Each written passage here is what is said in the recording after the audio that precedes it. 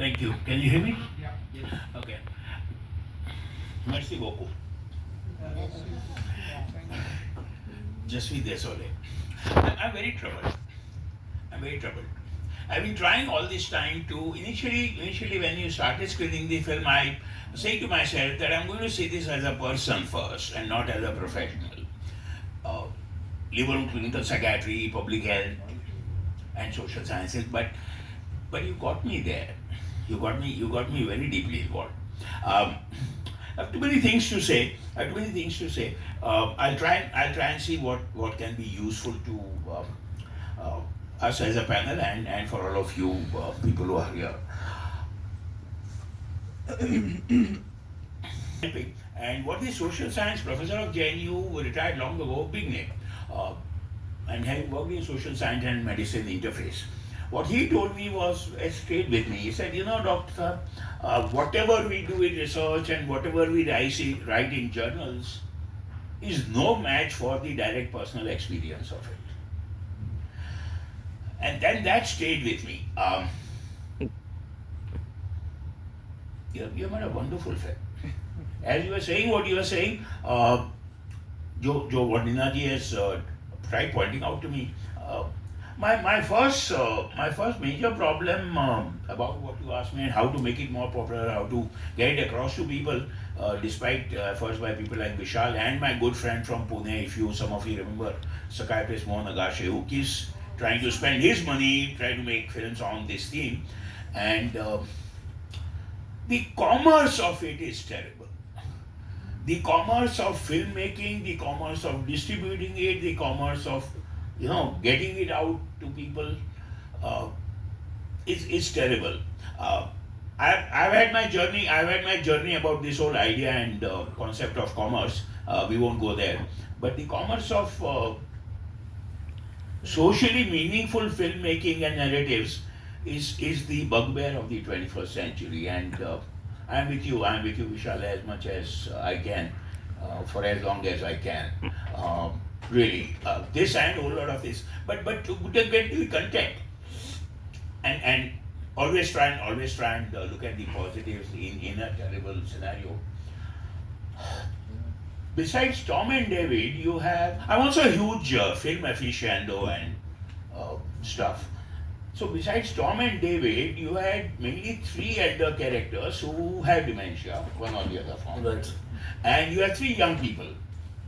What was wonderful is that each of the three people, I think it's a reflection of Vishal's persona, were extremely sensitive, were extremely caring, were going out of their way to help. Unfortunately, friends, that's not the scene out there. You do not find Ragini or Vishal or Emma. And I'll tell you that beside the hospital experience, most of you might not know. For about 25 years, I have been from the IBAS hospital and from an NGO and on my individual capacity, been working with the homeless populations. People with mental illness, people with disability, people with dementias, people with all kinds of marginalization. And the condition of persons, I mean, homelessness is bad enough, but homelessness with disability or impairment like dementia is subhuman. And the scene out there is just terrible. No disrespect at all. But when we sit in South or Central Delhi and do all these discussions, uh, that really doesn't translate to ground level action for those millions and billions. My heart still bleeds for while it's a great film, it's visually appealing, it's everything that a good film I think ought to be, in my humble opinion. The harsh reality, I'll keep saying over and over again, is very, very bad. I must mention somebody in his absence, and so I used to take reasonable satisfaction, if not pride, but satisfaction in having that heart and whatever I could for the homeless populations. But then I met at one of the ISC seminars, I met this gentleman, JNU graduate, doctorate, one Dr. Bhagat, if anyone of you knows, somewhere near Badarpur border, he has an ashram for elderly homeless. Elderly. And all my pride and satisfaction vanished. I mean, I still do visit his ashram, but this gentleman and his NGO team actually work with elderly homeless and rescue them, take them to the ashram, and look after them. And one of the things that he mentioned to me has we had called him to Ibas for discussions and more. One thing that he told me has stuck. He said, Daksa, what happens is about half the time the elderly with dementia or cognitive problems walk out, and the family also desperately keeps looking for like one of those three characters, who get us a cup of coffee. And that reality is very bad.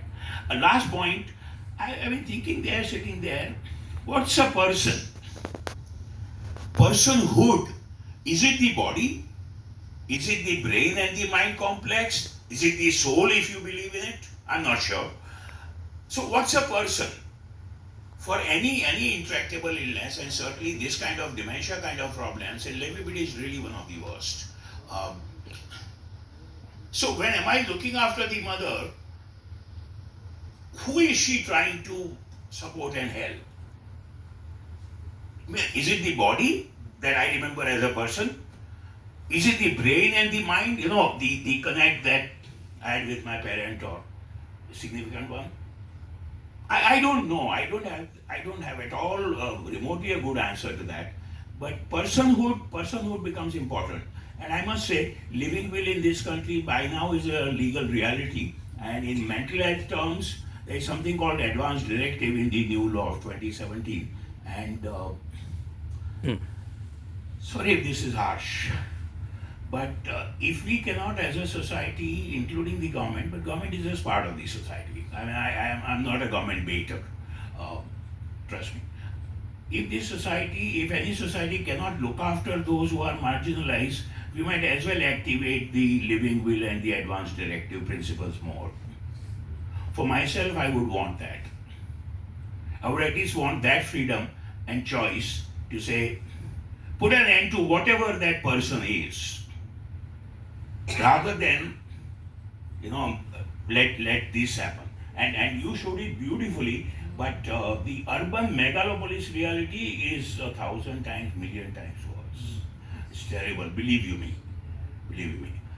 Thank you. One more combined question I wanted to ask is, should the caregivers be given an orientation, because we need to see the psychology of the caregivers also. What is the state of their No mind? question. And I'm sure we should talk about it. We were talking about it before the session. Yes, the burden on the caregivers is terrible, and I'm sure these two colleagues will talk about it much better and more than I can. Although I have a lot of heart and mind and brain there. I'll leave it to them. So how is your education? Educationally, how do you think we could get the young people to be not the formal caregivers, but caregivers within the family? So, first of all, I must say that you made a brilliant film. It was just so sensitive. And you showed struggle, but you showed struggle with happiness, you showed struggle with conflict, but the conflict didn't make the young people give up. They kept trying, they kept trying. Ajay, the character you created, was looking for silence. That was also a symbolic representation. And Ragini, through her radio, community radio, she really wanted community outreach, and she felt that the community, which is actually a strength in Indian society, I think we should celebrate the fact that we are very collectivist in our colonies, our communities. We are sitting here as a community, so community is a great strength, and so Ragini reposed and infused faith in that. So, and of course, Emma had to take care of so many things. And she did it. She didn't give up. She had courage, she had fortitude, she had all of that. But coming to education, so I just want to share with all of you that, now with the human development lifespan and longevity cycles being up to 85 to 90 years, even in the index of classifying stages of human development, we have early old age, middle old age, and late old age. So, we retire at 60 in the government of India and also in the private sector very often.